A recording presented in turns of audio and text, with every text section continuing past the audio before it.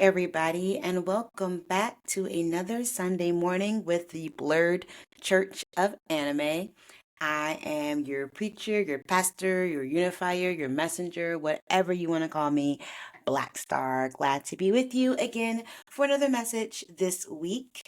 Um, yeah, I hope last week was great for you. I hope you got a chance to do everything that you need to get done. I hope you had a chance to have fun, be loved on, love others, all that good jazz. And if last week wasn't great for you, then F last week. This week is going to be better. Always looking forward to the better things of the week.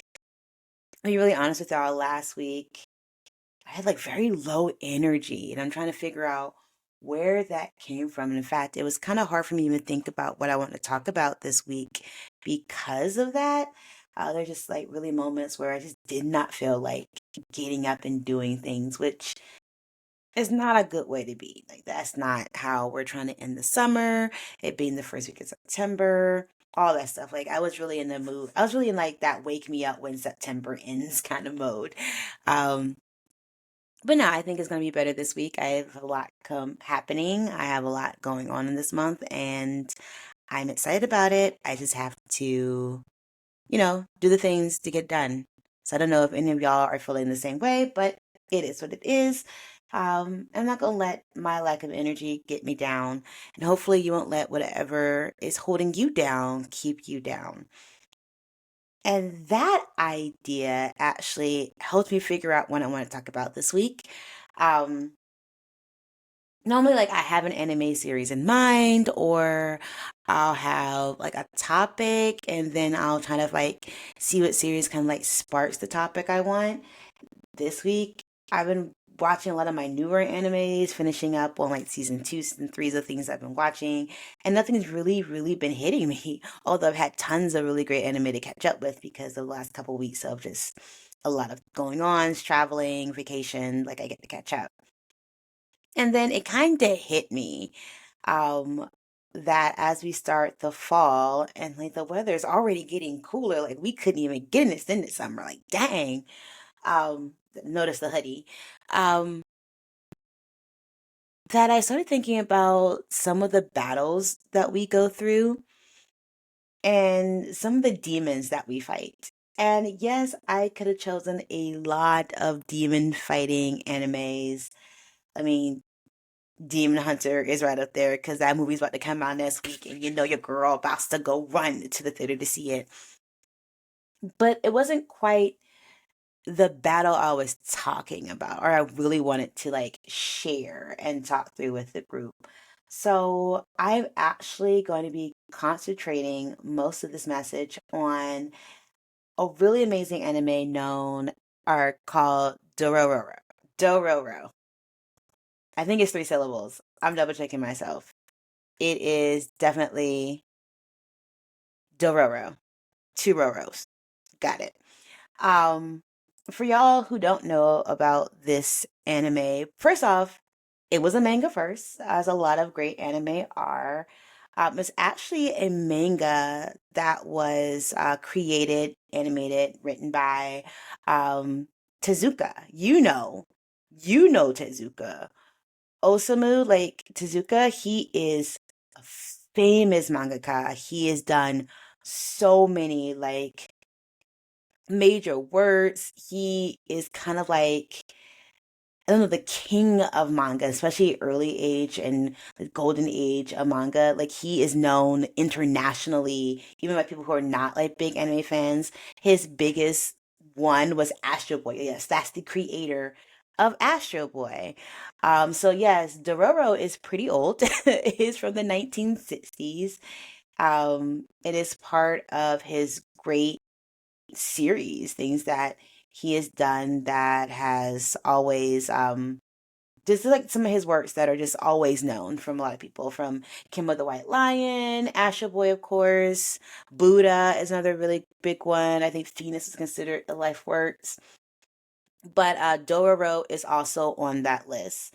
Um, Dororo was only serialized for about a year, maybe closer to 2 years. I think he had to go through another publisher to finish the story. And then it was turned into an anime also in the 1960s. I'm trying to remember when. I think it was like the late 1960s when it was still popular that they had the first anime series, like 1969. And then like because the series wasn't finished yet, they had like, their own ending. There's also a live action movie which I found out about and I've been trying to find to watch from 2007. But what really brought this series to my forefront was the 2019 adaptation or reworking done by Mappa. And if any of y'all who are like anime fans and know the studios, Mappa makes amazing arts. Like their artwork is gorgeous. And not only was Mappa artwork completely gorgeous for this show, the first opening theme is one of my favorite opening themes, Fire by the amazing band Queen Bee. Like it is hot. I was so sad when they changed the opening. Like, Queen Bee is just an amazing Japanese band. So, um, I cannot really recommend this anime enough. But when I recommend the anime, I also have to say that it is dark. It is sometimes a hard watch. Not it's a hard watch like sometimes Full Metal Alchemist can be a hard watch. Not Made in the Abyss hard, not Elfen hard, not quite that bad, but it is a pretty hard watch for some reasons we'll talk about in today's message. Because what I really want to talk about is fighting your demons to get to wholeness, which is kind of the main point of this series. I mean, depending if you're reading the manga or watching the old anime versus the new one, and I'm going to be kind of like really basing it off of the new series, the 2019, because it's so really, really hard to find the 1969 version. Um, it's a lot of fighting your demons, quite literally and figuratively in our day and age to be able to get to your full self. It's going to make a lot of sense when we start talking a little bit more about the plot, and I'm not going to spoil everything because again I think it is worth watching and experiencing the heartache, the triumphs, the victories, the failures, the relationships. So I'm gonna try to keep. I mean, I'll spoil like the first episode, and then like really keep most of the stuff, most of the commentary around what does it mean for our main character to have to literally battle demons. Again, very different than the way our main protagonists and demon slayers or whatever are battling their demons. So let's start off with what is Dororo even about? So Dororo is the tale of a ronin named Hyakkimaru. You're like, then why is it called Dororo? We'll kind of get to that. Set in the Sengoku period. And y'all know the Sengoku period. The whole reason we have Sengoku Basara, the whole video game chains and fighting games. Also known as the Warring States period. This is back when there wasn't really a centralized government in Japan. There is a lot of like feudal lords and their samurai factions, a lot of strife, a lot of domains getting taken over, or the feudal lord getting rebellions happening because of the conditions for the people living under vassals under them. A lot of corruption, a lot of death and famine, and again, that this comes with the territory of war.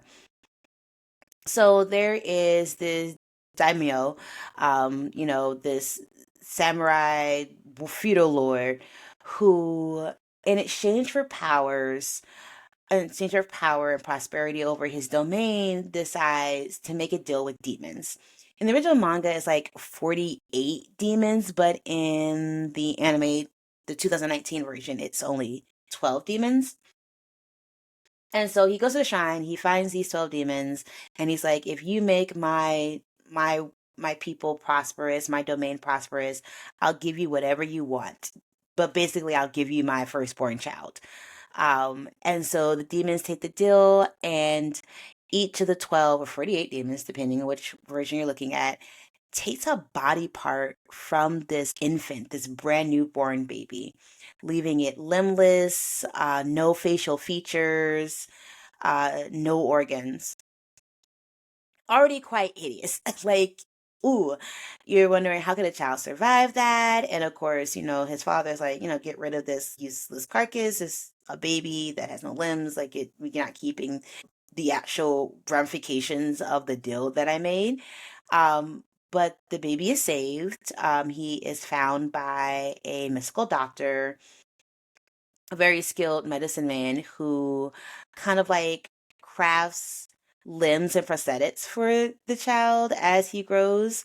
And then he's also taught by a wandering Buddhist priest and how to like fight demons and fight, get these blades, and it's built into his prosthetics. It's like he becomes a wandering swordsman, a ronin. And his goal is to defeat and kill all the demons, because that is how he'll get his body back, including his senses, his emotions.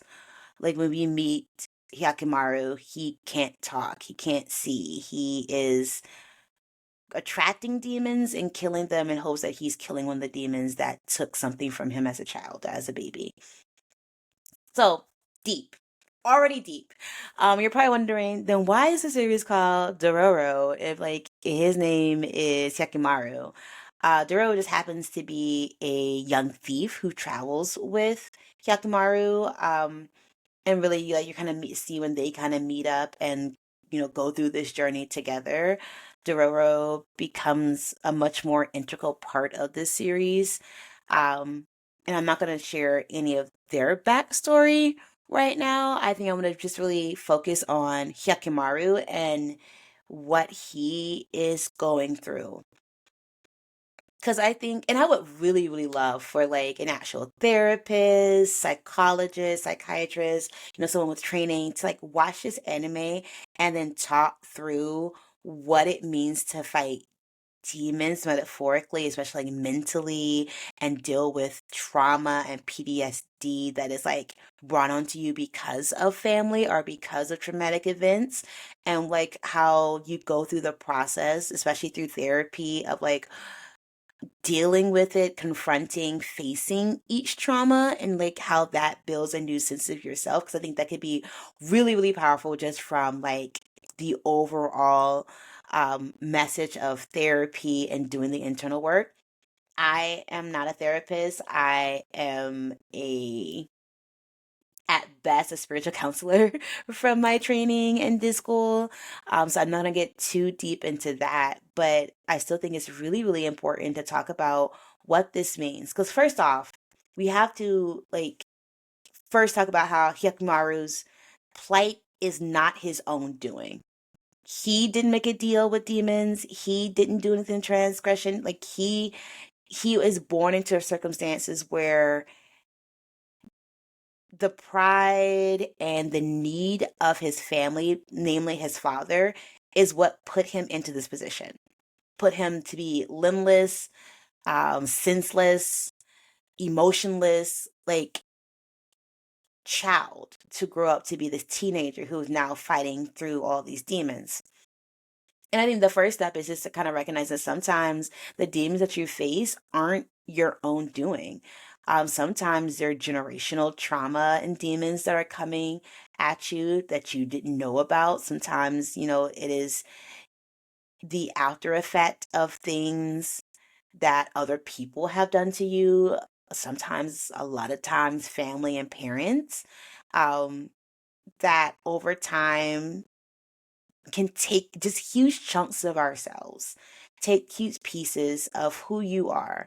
I mean, in this anime example, is literally his limbs, his senses, his body, his eyes, all of this stuff. Like he is a shell of a human. Um, because of this decision. And while his father is monstrous for doing this to his own son, there's also this point of like he did it for a good reason. Like he needs his domain to prosper. He's really worried about other feudal lords coming in and wanting to fight and start wars. And then, like, that could mean that his people suffer. Like, he didn't just do this because he wanted all the power. It was like, hey, this also benefits the people who live here and make sure that they are not starving, that we have what we need. So sometimes people make these deals and they cause trauma to you because they believe the trauma done to you is, for the greater good. Dumbledore. But yeah, there's a lot to say about like this need to protect other people and then having the sacrifice. And sometimes you are the sacrifice person and it sucks and it's not your fault. I think that's the first thing to know. Like Hyakkimaru, no, it's not his fault that he is this has this body, is this person. So, like, first off, I just want to acknowledge that the demons are not his. This fight comes from something that was inherent to him. Um, but it is his problem. No matter what, he could have died like his father wanted him to, but he was saved. He was given an opportunity to do something about those demons, which is the second point, is that this child would not have survived had there not been at least one to two caring people who made it a point to protect him when he's his most vulnerable. I will also give like shouts out to his mom because like once the call was for him to be killed or left to die, his mom desperately wanted to save him. Kind of did like the whole Moses baby in the basket kind of deal, depending on where you're reading and the anime you're watching. And then for the medicine man, Jukai, to find him and especially considering this war torn period where a lot of people don't have enough to eat. It's really hard. He's taking care of a baby, a child that has like no limbs. He's crafting prosthetics. Um, Kind of morbid out of other dead war orphans. But you use the things that you have to get there. So he still his life is building off the suffering of others or the deaths of others, but and then also being trained to be able to fight with the sword, to be a samurai by this Buddhist priest who comes around and sees him and gives him this skill so that he is able to actually kill the demons that are coming at him and go and slay the demons that have taken his body and restore his body parts over time. So it I think a lot of times people got to realize like you fighting your demons, you doing this work doesn't start just on you deciding, well, I'm gonna do it. A lot of times there are people, even though there may have been people who gave you the trauma and people who have inflicted the pain on you, there's also people who support you and help you at your lowest. That's whether you find a therapist or a psychologist, psychiatrist, whatever, friends, your found family, whoever that is, who kind of helps prop you up and helps give you the skills to be able to do the hard work of banishing your inner demons or outer in some cases. So that's the second point. Third point is the actual battle because Hyakkimaru goes on this quest and he is fighting all sorts of demons along the way because he doesn't know which demons actually have his body parts. And that is a big deal. Sometimes, especially when you're dealing with trauma, there's like all these little pieces of trauma or these situations that you'll deal with from day to day or time after time. And like you don't know sometimes when you're like it's like unraveling a knot. Sometimes you'll get through this little piece and you think that you're undoing a big knot when it's like a really small knot, and sometimes you're like working through the inner workings of this one thing and then you realize, oh, I helped loosen up this big tension, this big knot that's there. And a lot of this is the same way that, we see metaphorically in this anime that Hikimaru, he's dealing with smaller demons, demons that are attracted to him, but along the way he is able to slay demons and get pieces of himself back as he does the scary work, as he has these frequent encounters. I mean, it has to be like hard to do this with the type of body that he has, not having all his senses, and even the feeling sometimes of wanting to protect some of the people that are traveling with him, mostly Dororo. um but then there's have to be this overwhelming sense of like relief when he does defeat a demon and he realizes this is a demon that had a part of his body and it gets comes back to him. Um, there are a couple of demons he defeats and he gets like a limb or a sense back. And I am tearing up, just like the sense of relief to be like, I get to do this for the first time, hearing for the first time, tasting for the first time, being able to talk.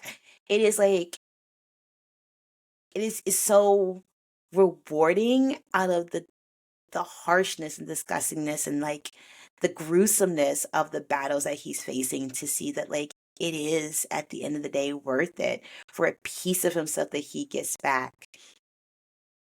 I think I would really want to hold on to like, anybody who's going through PTSD or dealing with trauma and going through the work to unravel the trauma, to deal with it, to heal themselves from it.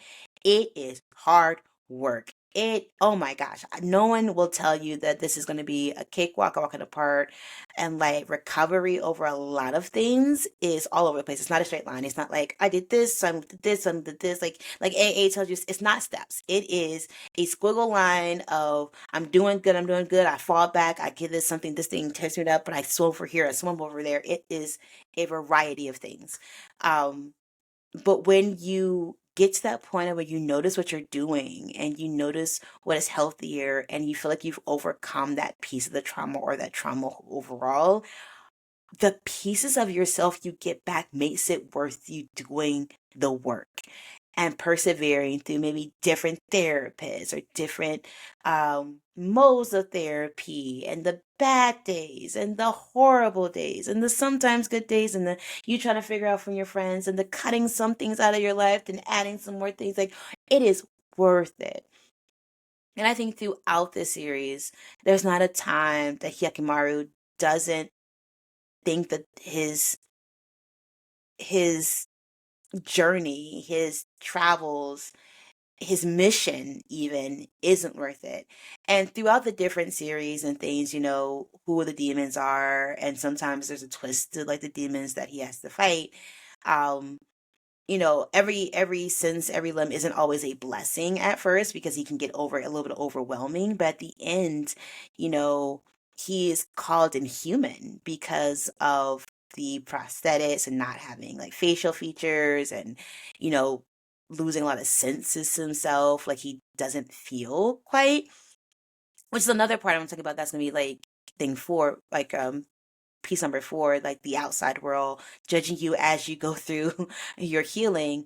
But like, I think it's important for him to realize that he is important, and that like the work that he's doing does gradually bring back whole pieces of himself that was lost. And again, not by anything that he's done, but overall that is lost because of someone else's selfishness. So I'm gonna go ahead and do part four because I kind of mentioned it before. Hyakimaru isn't a great name. It is literally something he's called because of how he seems to be inhuman and doesn't understand human senses, because like, he doesn't have this. Like, his body is torn out. Like, what do you want from him? It is not a nice name. And I think it's super important to call that out, where he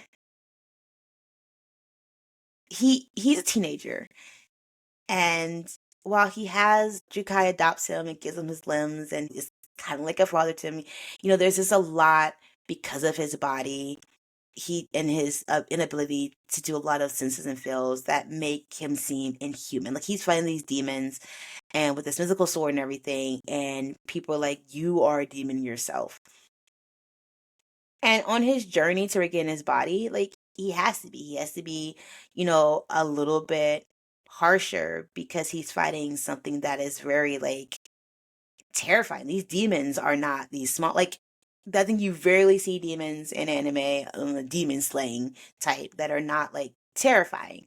And the fact that he can like battle these things, and he has to battle these things in order to win and get back his body, causes a lot of people on the outside to think, oh, he is bad himself. He is inhuman himself. Um, And sometimes that's going to happen. It's like as you go, like your trauma can make you seem like you're not a real person to other people, especially folk who are not in your friend group, your found family, folk who are just seeing the after effects of the trauma, are seeing what the demons have done to you, and even during your fight with the demons will be like, I don't want to be around this person. This person's scary. This person cannot be trusted. And that's okay, because the hard work again will not be easy or beautiful. I mean, it'll be beautiful at the end when you get to the victory, but like the actual fighting itself is gruesome. This whole thing is very gruesome. It's a gruesome process. And a lot of people will not understand it.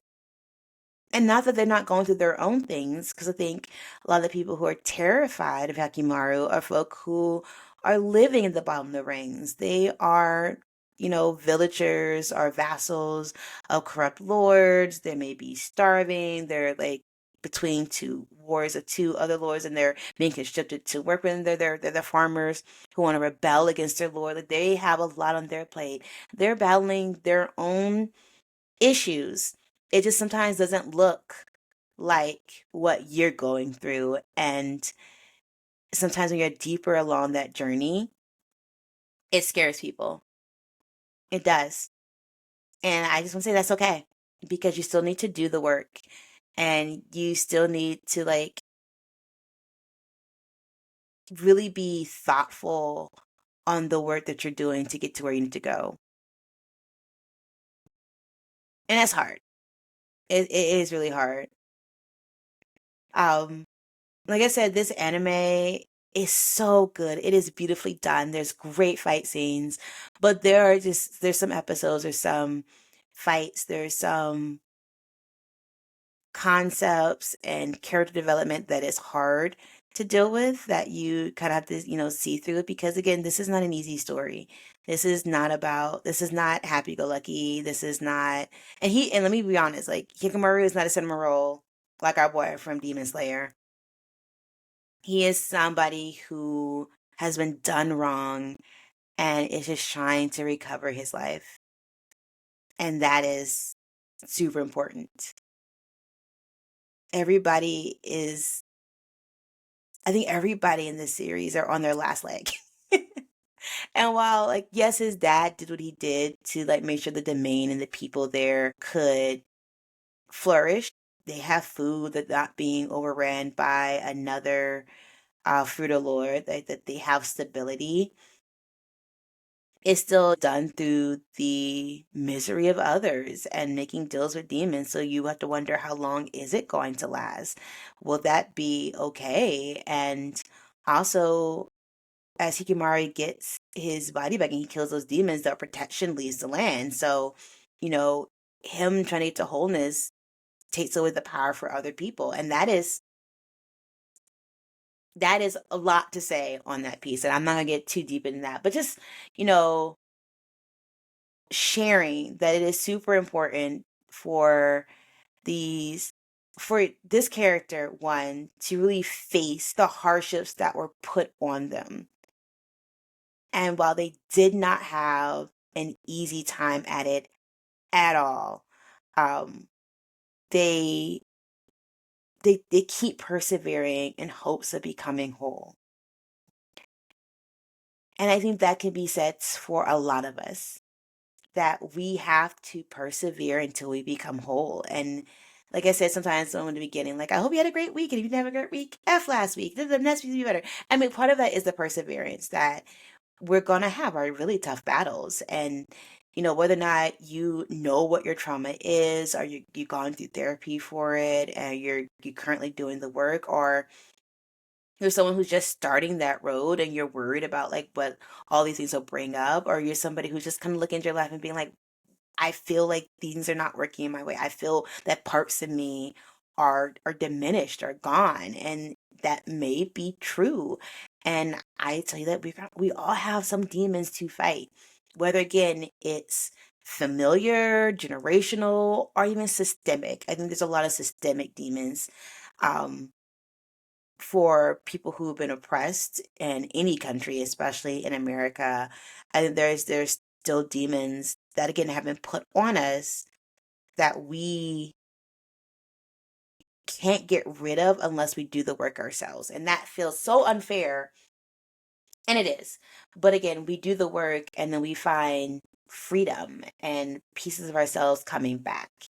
As we dismantle things like racism and sexism and the patriarchy and homophobia and transphobia, I think it gives a lot of people the freedom to again take in all parts of themselves, because all of those isms are demons that literally promise prosperity to certain groups of people while stealing from others. And that's how deep I'm gonna get for now. I'm gonna let y'all sit on that. Because and again, I honestly encourage y'all to watch it. I believe Dororo is still on Amazon Prime. If you get it, there's other ways. Maybe it might be on Crunchyroll by now. Not sure. But it is one of Mappa's best series of all time. It is so gorgeous. And I think if you're definitely someone who's dealing with your own trauma issues, you're fighting your own demons metaphorically, I hope you can watch this and kind of see like there are gonna be bumps in the journey, but it's really, really important. And I will say one other thing. Hyakkimaru's journey is like the hero's journey in reverse, or the inverse of it. And I kind of love that about that too. We're not getting to the hero's journey of inverse. It's going to take too much time, but I think it's amazing. I think it is something we all should watch and care about. So yeah, this is how we're going to start September on fighting demons. I feel like we're going to have a lot of demon content this month, just as more things happen. But you know, it is what it is. But I hope you're having a spectacular end of fall or beginning of fall, end of summer, whatever's happening, wherever you are. Again, this week, sending out all the good vibes that if you are fighting with something, that you get an extra boost of strength. I hope you get a power up. I hope you get the first aid kit that you need so that you can, struggle on. Or possibly, make that last push and defeat that last demon and be your whole self, all human and such, whatever that means. Uh, but yeah, I want y'all to know that like there even though there may be people out there who don't understand the struggle, just know that there are people in this community and me who are cheering you on and who are supporting you while you do your fights, while you demolish those demons and become a wholer version of yourself. We appreciate that. I appreciate you. And drop a line, drop a comment if you've seen the anime, if you've read the manga. Like, I love to get the manga readers perspective too, because some things are a bit different. What are some other animes that remind you of like finding your own inner demons? And no, not Hell Paradise, because that's like fighting gods, and I don't think we are ready to go there quite yet. I have a couple of things planned for Hell's Paradise, another wonderful Mappa show, but I don't know if we're ready for that quite yet. But anyway, I'm belaboring the points. I would say, hope you have a great week, and I'll see you next time. Bye! The Blurred Church of Anime podcast is produced by Black Star, aka Lauren Tillman, written by Lauren Tillman, and hosted by Lauren Tillman. Music created by EL47.